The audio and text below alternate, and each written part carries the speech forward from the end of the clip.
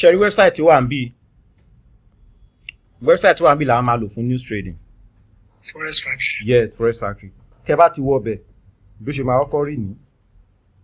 Now ẹ lè create account. Ẹ tó bá wù yín lè máa create account. But ara àwọn advantage tí ẹ máa ní tẹ́ bá create account ni pé àwọn settings tẹ́ bá ti ṣe ó máa wà ńbẹ̀ permanent because ẹ ti máa ní profile. But tẹ́ bá ti create account anytime tẹ́ bá ti wọ bẹ̀ àwọn settings yẹn ti máa dàrú. Ẹ ti máa ní láti ṣe padà ní. So wá kù sí yín lọ́wọ́. Now settings tá máa ṣe ẹ create account ní create account ní ẹ ṣe máa ṣe settings yẹn ní. So a lọ sábẹ́ filter. A lọ sí abẹ́ filter. Tá bá ti wọ abẹ́ filter ńbí a tẹ̀. Now a máa rí àwọn box kan bí 1 2 3 4. A máa ní red, orange, yellow àti silver color. Now ṣe rí àwọn red, orange, yellow, silver yìí ó nìkan tí wọ́n túmọ̀ sí. Ṣe rí red ń sọ fún yín pé news tó ní agbára tó léwu nú òun ni ó ṣẹlẹ̀ ní ọjọ́ Friday tí a fi ń trade silver yẹn. So anytime tàbí any day tẹ́ bá ti rí red nínú market ní ọjọ́ tẹ́ fẹ́ trade ìsídàkẹ́ máa trade. Tẹ́ bá ti ń trade already ẹ close the position yín. Tẹ́ bá wà ní profit ẹ trade profit yín tàbí kẹ́ jáde. Ìyẹn ni ti red because ó máa move market gan. Still now effect ẹ̀ ṣì ń affect ọjà. Effect ẹ̀ ó ṣì ń influence ọjà. Now ṣe rí àwọn boxes tó wà níbí kò ṣe gbogbo ẹ̀ lẹ́ máa nílò. So ní èmi tèmi o eléyìí tèmi máa yọ kúrò ní yellow yìí. Red yìí ẹ má tẹ̀ try ẹ̀ rárá. Orange yìí àwọn míì máa ń yọ but ẹ filẹ̀. Ṣe rí silver yìí àwọn míì máa ń yọ but ẹ filẹ̀. Ṣe rí silver yìí sọ fún yín pé kò sí trading activity ní ọjọ́ yẹn bóyá bank holiday bóyá national holiday tí ò sí transaction ní country yẹn ní ọjọ́ ẹ fún àpẹẹrẹ wo ọjọ́ Sunday tí a ṣe lò kọjá yìí ṣe rí pé ní Australia AUD ṣe rí bank holiday wà. So nírú ọjọ́ bẹ́ẹ̀ yẹn ká máa expect pé Australian currency AUD Australian dollar kò ní move torí pé bank wọn close transaction máa reduce. Now ṣe wá rí àwọn yellow wọ̀nyí just normal news ni bank lending current account normal news ni. Ṣe wá rí àwọn orange yìí wọ́n ní agbára but wọn ò ní agbára tó red yìí. Now so red yìí orange yìí àti silver yìí ẹ̀ filẹ̀. Now ìyẹn ni expected impact. Ṣé wá rí abẹ́ event types yìí náà ẹ máa filẹ̀. A ní growth, a ní inflation, a ní employment, a ní central bank, a ní bonds, a ní housing, a ní consumer surveys, a ní business survey, a ní species, a ní mix. Ṣé gbogbo ẹ máa filẹ̀. Growth ń sọ fún wa nípa ìdàgbàsókè orílẹ̀-èdè. Ṣó ń dàgbà sí tàbí kò sí dàgbà. Inflation sọ fún wa bí kan ṣe ń wọ́n sí, bí agbára owó ṣe ń dínkù sí láti lè ra kan tí ó bá wù wá. Employment ni àwọn tí wọ́n ríṣẹ́ àti àwọn tí ò ríṣẹ́. Central bank ní ẹ̀yà ara tó ń darí ètò òṣùná orílẹ̀-èdè. Central bank yẹn ni báńkì àpapọ̀ báńkì olùdarí àpapọ̀ Central bank. Àwọn ló wà ní charge interest rate, economic activity, regulation. Àwọn níjọba máa ń lò láti influence láti ṣèpinnu nípa ọrọ̀ ajé orílẹ̀-èdè. Bonds eléyìí ni ọjà tó jẹ́ pé ìjọba ti ń yá àwọn ará ìlú tí ìjọba ti ń fi báwo ṣe lè sọ bond ní ìjà tó jẹ́ pé ìjọba tí wọ́n ti lè yá owó ní ọwọ́ aráàlú nípa pé wọ́n máa issue àwọn paper certificate bond certificate. Tíjọba bá nílò owó wọ́n lè sọ fún àwọn aráàlú wípé kán yá wọn ní owó pé ní àsìkò báyìí wọ́n máa fi dá oye interest báyìí padà. So ìjọba lè issue bonds. So tíjọba bá issue bonds, àwọn èèyàn ní ìgbọ́kànlé, wọ́n ní ìgbàgbọ́ wípé ìjọba máa lè sanwó wọn padà. Bẹ́ẹ̀ ni, so a ní bond market. Bí a ṣe ní forex, ta ní crypto, ta ní stock náà, la ní bond market náà. A ní housing ní nípa ètò ilé kíkọ́. Consumer, bí àwọn èèyàn ṣe ń rà kan sí. Business, bí àwọn káràkátà iléeṣẹ́ bí wọ́n ṣe ń ṣe sí. Species, ìyẹn ni ọ̀rọ̀ àwọn tí ó jẹ́ olùdarí ní orílẹ̀-èdè bí ààrẹ, iléèmọ̀ aṣòfin, lóríṣiríṣi àwọn ẹ̀ka ìjọba tí ó ní agbára jùlọ ní orílẹ̀-èdè yẹn, àwọn ọ̀rọ̀ tí wọ́n ń sọ ó lè affect market. So eléyìí là ń pè ní fundamental. Now ṣé wàá rí gbogbo kinní wọ̀nyí ẹ máa filẹ̀ tẹ́lẹ̀tẹ̀ ní unity ń bẹ̀. Ṣé wàá ní AUD card CHF yìí ó sọ fún wa pé ṣe rí àwọn currency wọ̀nyí eléyìí tí a bá yọ ń bẹ̀ a ní máa gba any news fún orílẹ̀-èdè yẹn. So ṣe rí gbogbo ẹ filẹ̀ AUD card switch. Tó bá jẹ́ wípé ẹ̀yin ń tẹ̀yìn o trade AUD o bóyá GBP/USD nìkan lẹ̀ ń trade, ẹ sọ pé wẹ́ GBP/USD àti USD nìkan fẹ́ máa wo news wọn, but ó léwu náà torí nígbà míì ìpinnu ìjọba orílẹ̀-èdè kan ó lè affect orílẹ̀-èdè míì. So ẹ filẹ̀. Fún àpẹẹrẹ ká sọ wípé bóyá à ń trade USD àti GBP nìkan, àwa yọ Chinese yuan kúrò. Ìjọba orílẹ̀-èdè China wá sọ wípé wọ́n gbé ban kan lé orí ètò ọrọ̀ ajé US kan, bóyá import ni tàbí export ni, wípé wọ́n gbé ban lé. Á affect economy US náà. Yes, eléyìí lè jẹ́ kí orílẹ̀-èdè US kó ní ìrẹ̀wẹ̀sì sísàlẹ̀, kó dẹ̀ wá jẹ́ kí àwọn owó orílẹ̀-èdè tí wọ́n so mọ́ kó ní ìdàgbàsókè. Bẹ́ẹ̀ ni, so gbórí tó wà ń bí ẹ filẹ̀. Kò sábà wọ àwọn currency tó wà ń bí, àwọn currency tó wà ń bí tàbá kà wọ́n máa lọ síbi 9 1 2 3 4 5 6 7 8 9. Mẹ́jọ ni wọ́n tẹ́lẹ̀ ṣùgbọ́n a ti fi Chinese yuan mọ́, torí Chinese yuan wọ́n ti wà ní ara àwọn orílẹ̀-èdè tí wọ́n ní ìdàgbàsókè jùlọ ní ètò ọrọ̀ ajé àgbáyé. So mẹ́sàn-án ni wọ́n, so àwọn ọmọ orílẹ̀-èdè mẹ́sàn-án yìí ẹ fẹ́ fi wọ́n ṣeré. So ẹ máàkì gbogbo ẹ̀. So tábà ní ká ṣe summary, ká summarize ẹ̀, the only thing ká máa yọ ń bí nìkan ni yellow yìí.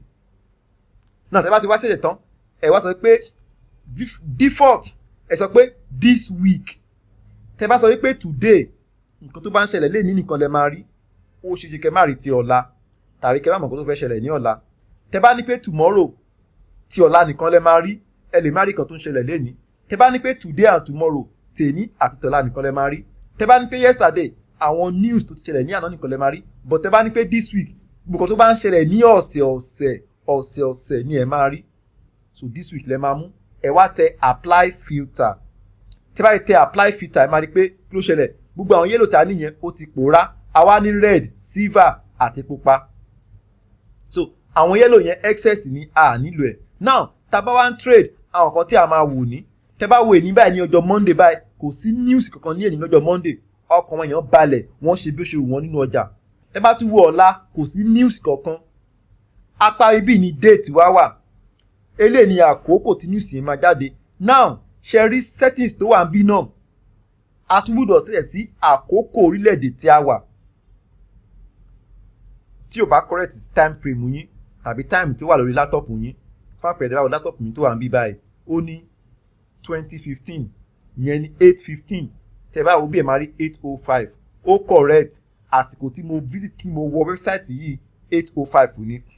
Ní àtìgbà tí mo ti wọ website yìí lọ́wọ́lọ́wọ́ bá yìí ṣe class yìí, mi ò tí refresh website yìí. Tí n bá refresh ẹ̀, rí pé a bọ́ sí 8:15, ẹ kí n refresh ẹ̀ báyìí. Ṣé gbó ti wà ní 8:16? Ṣé rí? Ṣé pé àǹkan tí mo set ṣì wà ń bẹ̀? But after be some days, tí cookies wa bá ti pòórá, àwọn nǹkan tó ń ṣe ìrántí bí page website tí a lọ tó bá ti pòórá, àwọn nǹkan tó wà níbi tasẹ́ẹ̀tì náà òun náà lè pòórá. So lọ ṣe ní pé ká create account wa kò nira. Now ní ọjọ́ Sunday àwọn news tó lọ ní Monday Tuesday kò sí news kò sí anything, èyí ni Monday kò sí anything, ọ̀la kò tún sí anything. Ní ọjọ́ Wednesday àwọn tá bá ń trade USD a gbọ́dọ̀ wà very very careful ní àti kan bí aago 3 ọ̀sán ní Nigerian time tẹ́rí USD ló tẹ̀tẹ̀ léra lọ.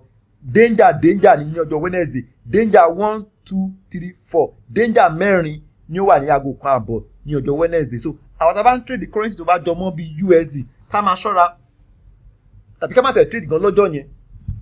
Bóyá ti ṣí trade kan sílẹ̀ láti ọjọ́ Monday ní èní tó wá ti wà in massive profit, tó bá ti ń dàbí ọjọ́ Wednesday aago 12 ti ń lù, ẹ ká get out tàbí ká trade profit wa.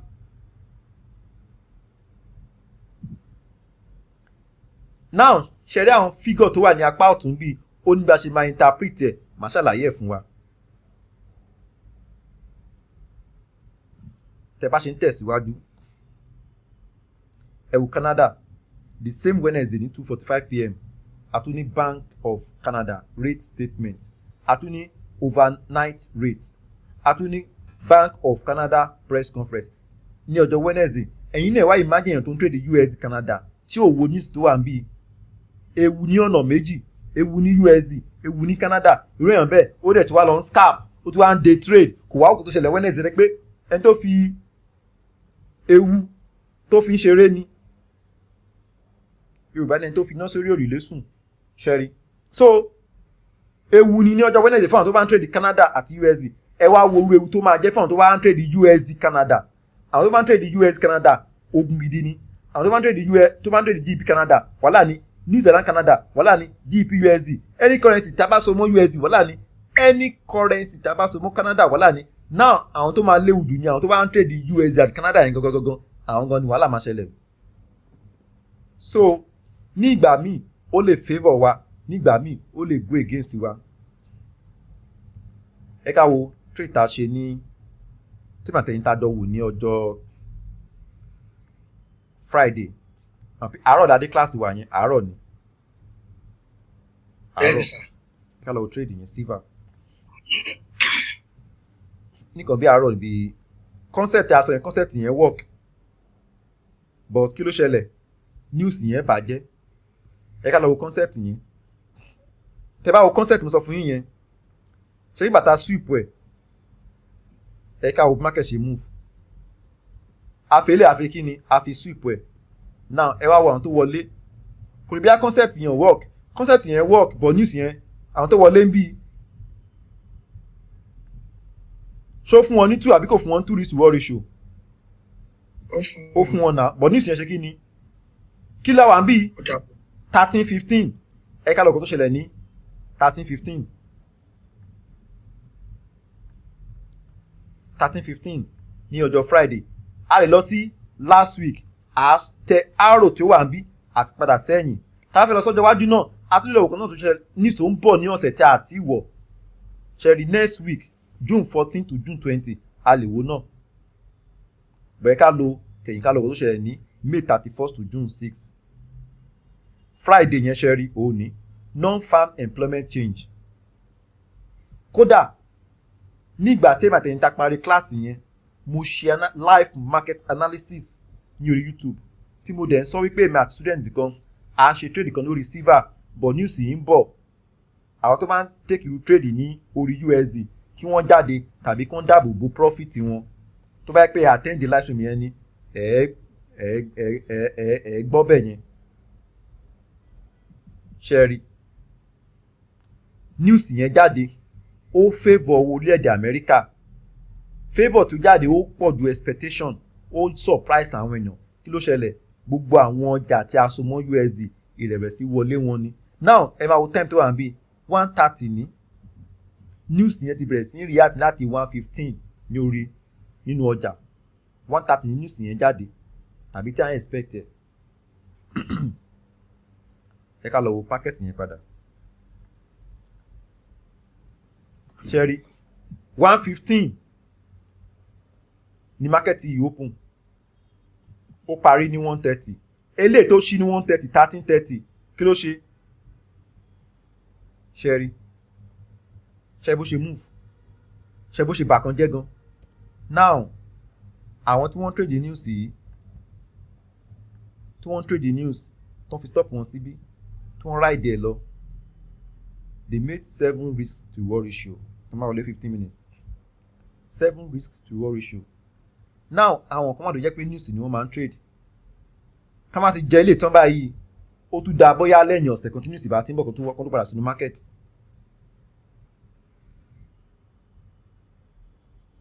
Ṣẹ́rí so ṣẹ́rí news trading ní ìgbà míì a lè wò pé ó jáde in favour of one currency kó dẹ̀ ṣe kí ni kó ṣe totally different.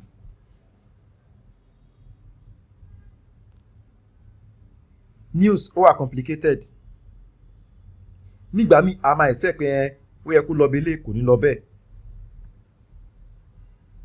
Tẹ́ bá wo USD average hourly earnings non-farm employment change unemployment rate tẹ́ bá wo bonus ó wà ń bí ó favour USD. Now ṣe rí àwọn nǹkan tó wà ń bí tàbá mọ ìtumọ̀ ẹ̀ níbo láti lè mọ ìtumọ̀ ẹ̀ a máa ṣe àwọn envelope tó wà ń bí a lè máa ka ẹ̀kúnrẹ́rẹ́ nípa ẹ̀.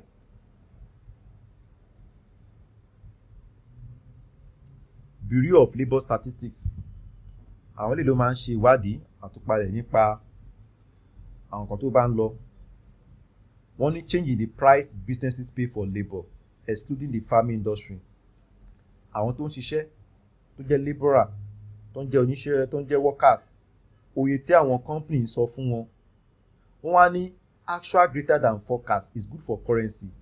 Tí result tá bá gbà tó bá pọ̀ ju nǹkan tá predict tàbí tá pè lérò ó dáa. Ìyẹn túmọ̀ sí pé tí àwọn iléeṣẹ́ yìí tó bá ń sanwó dáadáa fáwọn òṣìṣẹ́ àwọn òṣìṣẹ́ máa ní owó láti ra nǹkan tó bá wù wọ́n wọ́n máa ní owó láti ná wọ́n á ní owó láti fi ra mọ́tò wọ́n á ní owó láti fi raṣọ wọ́n á ní owó láti lọ fún vacation wọ́n á ní owó láti ra ilé torí pé àwọn company wọ̀nyí wọ́n ń san owó dáadáa fáwọn òṣìṣẹ́.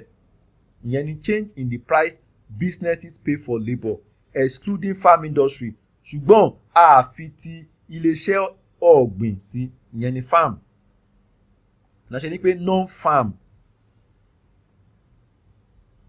Wọ́n ní released monthly usually on the first Friday after the month end. Tí oṣù bá ti parí the first Friday tẹ́ bá wo Friday yẹn náà tí news ṣẹlẹ̀ 50 ni yẹn the first Friday ní nígbà tó oṣù parí first Friday ta ní òòdì ní on the 5th ṣẹ́rí. So àwọn news wọ̀nyí kẹ́ bá wo wọ́n ní why traders care kí ni ìdí tí àwọn traders máa fi ń ṣe àkíyèsí tó fi máa ń ní interest tó fi máa fi wò kó tó fẹ́ ṣẹlẹ̀ níbí ni pé it is a leading indicator of consumer inflation. Wọ́n ní wà lára àwọn ẹ̀ka tó jẹ́ gbòógì jùlọ tá máa fi ń wo bí ọrọ̀ ajé tàbí bí àwọn èèyàn bí wọ́n ṣe ń rà kan sí agbára owó bí ó ṣe lè rà kan sí nínú orílẹ̀-èdè. Leading indicator of consumer inflation bí àwọn èèyàn ṣe lè rà kan sí bí owó wọn bí ó ṣe lè rà kan sí ṣé kan wọ́n ni ṣé owó wọn ṣó ní agbára sí tàbí ṣó ń dínkù sí. When businesses pay more for labour the higher costs are usually passed on to the consumer.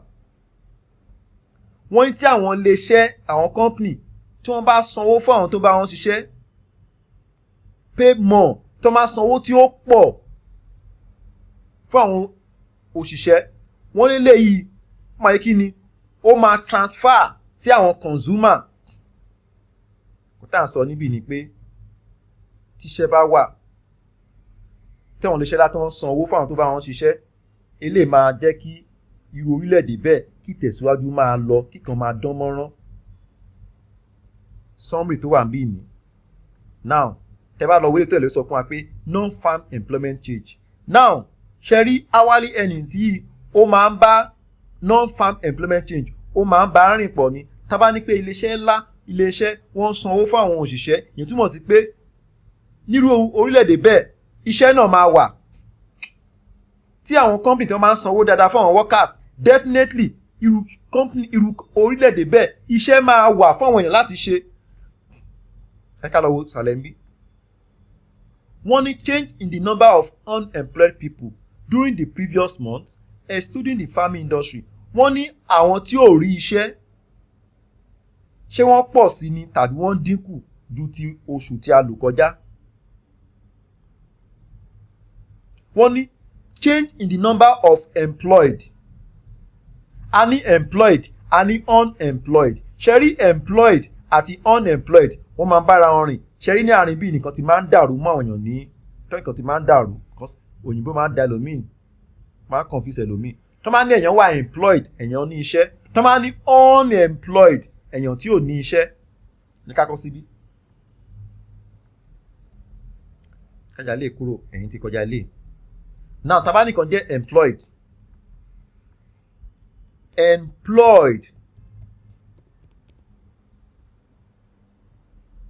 Employed ó ní employed bẹ́ẹ̀ ká fi ṣe employment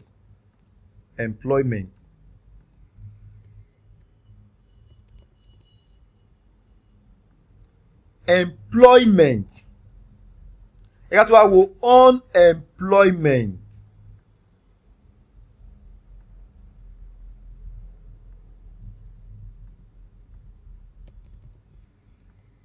Employment tàbá tó wá ní pé unemployment eléyìí sọ wípé àwọn tí wọ́n rí iṣẹ́ so àpẹẹrẹ rere ni àfi ṣe green. Ṣé rí unemployed àwọn tí ò rí iṣẹ́ àpẹẹrẹ búburúkú ni tí ò da àfi ṣe red.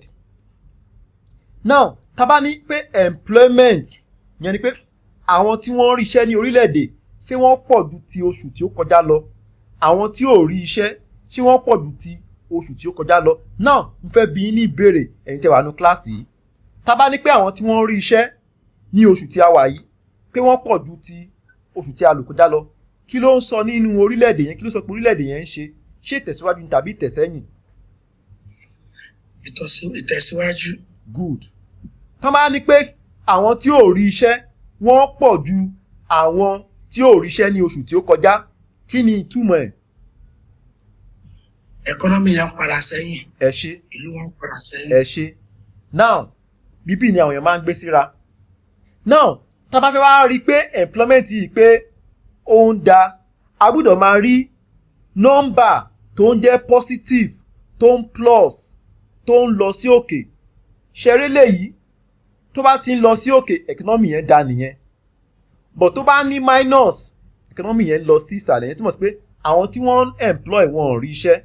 Ṣeré léyìí unemployment tó bá ń jẹ́ plus economy yẹn ò dá ó ń lọ sí ìsàlẹ̀ nìyẹn. But tó bá yẹ pé minus àwọn tí wọn ò ríṣẹ́ wọ́n dínkù ju àwọn tí ò ríṣẹ́ last month yẹn túmọ̀ sí pé tí àwọn tí ò bá ríṣẹ́ last month tó máa jẹ́ 1000 ṣùgbọ́n ní oṣù yìí wọ́n wá jẹ́ 500 yẹn túmọ̀ sí pé iṣẹ́ ti ń pọ̀ sí ṣùgbọ́n iṣẹ́ ò tí ì kárí tán. So tí lè bá jẹ́ minus sọ fún wa pé ìdàgbàsókè ń ṣẹlẹ̀. Mo ti break it down now o. Ṣé wá rí employment yìí tó bá ń lọ sí òkè, owó tí àwọn èèyàn ń gbà, owó tí company náà ń sọ fún àwọn òṣìṣẹ́, òun náà máa bá lọ, á máa increase sí ó máa ń dàbí táyé kẹ́hìndé ni wọ́n. Ṣé rí bí? Hourly earnings wa tẹ́ bá wo previous tí oṣù tí a lò kọjá 0.2 ni. Forecast wọ́n ní ó máa jẹ́ 0.3 yẹn túbọ̀ sí pé ó máa ní ìdàgbàsókè. Nígbà tí ìjọ́tẹ̀ jáde ó jẹ́ 0.3. Ẹ máa rí pé black ni wọ́n fi kọ́, wọn ò fi green kọ́. Ẹ̀mí ti máìkì yín. Wọn ò fi green kọ́. Ìdí tí wọ́n fi green kọ́ ni pé kò increase ju kan tí a forecast. Now ẹ wá wo non-farm employment, ìyẹn àwọn tí ó ríṣẹ́ ṣùgbọ́n a fi business tàbí àwọn tó ríṣẹ́ ní oko àsùnwọ̀n pa àrò wọn mọ́. Ẹ máa wo change in the number of employed people during the previous month excluding the farming industry. Now àwọn tí wọ́n rí iṣẹ́ yàtọ̀ sí àwọn tó ń ṣiṣẹ́ ní iléeṣẹ́ farm agriculture. Ṣẹ́rí wọ́n ní actual greater than forecast is good for currency. Released monthly usually on the first Friday after the month end. Now ẹ ká wo forecast. previous wa is 179k ilé tó ṣẹlẹ̀ ní last month. Now ti month May ni wọ́n fún wa ní ọjọ́ Friday June 5, April ní ti 179, wọ́n wá ní pé ti May máa jẹ́ 85k, ògbà tó wá máa jáde ní ọjọ́ Friday ti May wá jẹ́ 172k. ẹ máa rí pé ó times 2 expectation, 85 times 2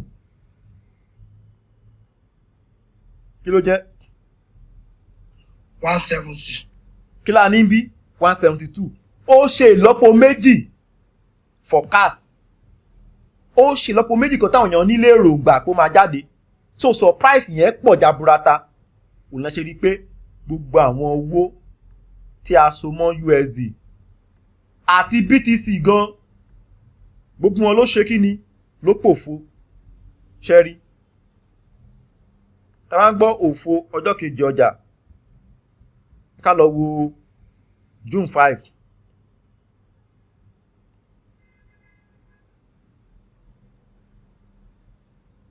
ṣẹ́rí June 5 yẹn BTC tẹ̀ sí struggle díẹ̀. tá bá lọ wo àwọn index àwọn indices wọ́n fọ́ gidi gan. ṣẹ́rí June ká lọ wo àwọn index market. ẹ ká wo Nasdaq, àwọn top 100 companies in United States. mo wo ṣáàtì yẹn kò fọ́ ní rárá ṣẹ́rí. So àwọn market fọ́ gidi gan. Dórí 225 top company in Japan, JPN 225 àwọn náà fọ́ ṣẹ́rí. So eléyìí sọ fún wa pé owó orílẹ̀-èdè Amẹ́ríkà ẹni tí ó bá ṣe ó máa affect gbogbo ọrọ̀ ajé àgbáyé. Náà ẹ wá imagine kẹwàá sọ pé èmi ò kí ń trade USD, kẹwàá yọ USD kẹwàá yọ kúrò nínú bíbí, kẹwàá yọ kúrò bíbí ẹ̀pẹ́ nìyẹn fi náà ṣeré nìyẹn. So òun sọ pé ká máa fi gbogbo àwọn currency ká máa filẹ̀ ká máa yọ kúrò.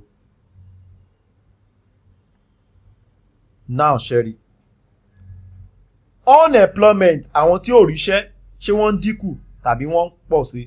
Employment àwọn tó ríṣẹ́ ṣé wọ́n ń pọ̀ ni tàbí wọ́n ń dínkù. tí àwọn tó ń ríṣẹ́ tí wọ́n bá ń pọ̀ sí ó dáa, tí result ẹ̀ bá increase green.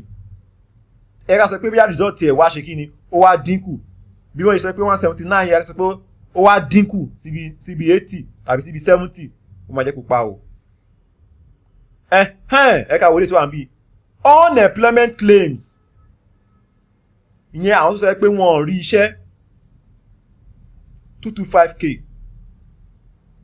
ọjọ́ Thursday nílé. àwọn tó sọ pé wọ́n rí iṣẹ́ ní last month of April 212k. àwọn tó wá ní pé wọ́n rí iṣẹ́ ní May 225k wọ́n pọ̀ sí díẹ̀ ẹ̀rípò red. tó bá yẹ pé ó reduce ní ó máa green.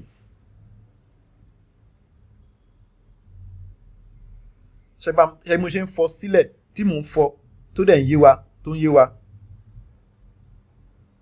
ẹ ká wo unemployment rate, oye àwọn tí ò ríṣẹ́ ní orílẹ̀-èdè ṣé wọ́n dínkù tàbí wọ́n pọ̀ sí. tí wọ́n máa pọ̀ sí kò dáa, tí wọ́n máa dínkù ó dáa. unemployment àwọn tí ò ríṣẹ́ last month of April 4.3%, forecast fún May 4.3 ni pé kò sí yàtọ̀. ìgbà tó dẹ̀ máa jáde kí ló ṣe 4.3 òun la ṣe kù ní black, kò sí yàtọ̀, kò increase kò dínkù, black ni. tó bá ti increase to positive green, tó bá ti reduce red, but kò ń ṣe gbogbo ìgbà tó bá reduce la máa jẹ́ red o. fún àpẹẹrẹ tá bá ní pé àwọn tí ò rí iṣẹ́ wọ́n reduce, a lè sọ wípé because a sọ pé ó reduce ká sọ pé red, rárá o, green la máa jẹ́ torí pé ìròyìn tó dáa ni.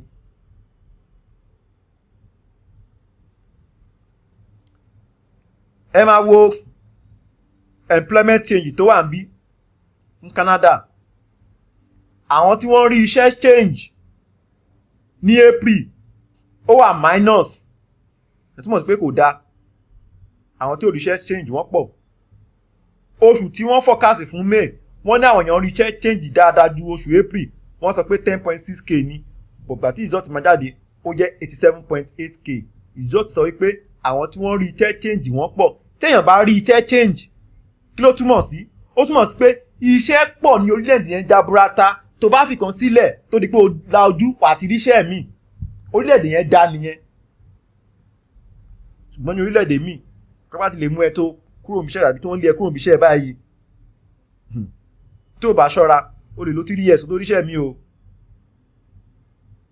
bọ̀ eléyìí tó fi kódà gan o ti ṣẹ́ bí 4 sílẹ̀ o wá ń rò pé èwo ni kí tẹ̀ ṣe nu 4 gan o èwo ló súnmọ́ lémi jù èwo ni owó ẹ pọ̀ jù eléyìí kò súnmọ́ lémi eléyìí ó súnmọ́ lémi bọ̀ hours ẹ̀ eléyìí wà ní àdúgbò ọ̀rẹ́ mi mo lè fẹ́ máa rí ọ̀rẹ́ mi jẹ́ kí n ṣe lè tó wà ní àdúgbò ọ̀rẹ́ mi jọ ìtorí pé iṣẹ́ pọ̀ èèyàn máa ṣakọ but ìlú tí ò sí iṣẹ́ kán wá bá iṣẹ́ níbi ìrìn tó máa fi 3 hours ìrìn ní mọ́tò ẹlòmíà kò lọ́pṣọ̀n o á ní ó ṣàdájú ká jókòó sílé because tí ò bá gbà tẹ́lẹ̀ bá túbọ̀ kò túmọ̀ gbà tó máa rí mi but ní orílẹ̀-èdè tí ẹ pé employment change tó ń wà positive yẹn túmọ̀ sí pé àwọn èèyàn ń claim wípé àwọn ń rí iṣẹ́ dáadáa iṣẹ́ pọ̀ so gbogbo àwọn nǹkan wọ̀nyí ló máa affect economy ó máa affect owó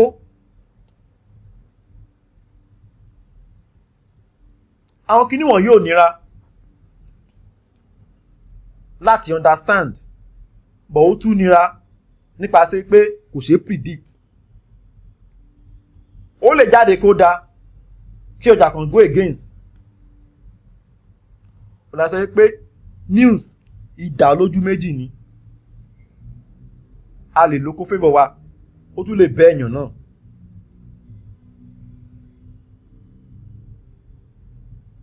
ṣé ìbéèrè wà lórí pàtẹ́síwájú. sà.